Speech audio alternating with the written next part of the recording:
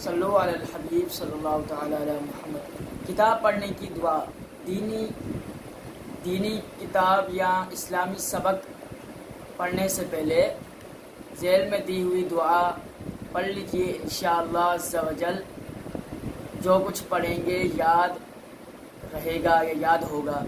عموماً ایسا ہوتا ہے کہ جب ہم سبق پڑھتے ہیں یا کتاب پڑھتے ہیں تو بعض اوقات یاد نہیں ہوتا، تو کتاب پڑھنے سے پہلے جو دعا لکھی ہوتی ہے سبق کے اوپر یا تو وہ پڑھ لیں، یا نہیں لکھی ہوئی تو جو ہم بتا رہے ہیں اس کو پڑھ لیجئے۔